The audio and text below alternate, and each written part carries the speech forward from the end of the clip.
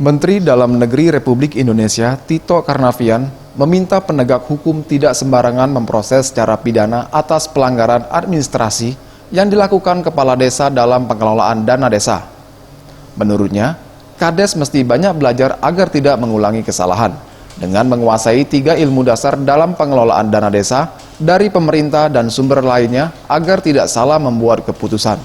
Setiap Kades harus tahu ilmu dasar manajerial, ilmu dasar pemerintahan, dan ilmu administrasi keuangan. Ia meminta pemerintah kabupaten mengadakan pelatihan bagi kepala desa secara bergiliran serta intensif, dengan memastikan jika kepala desa telah sepenuhnya memahami 3 ilmu tersebut.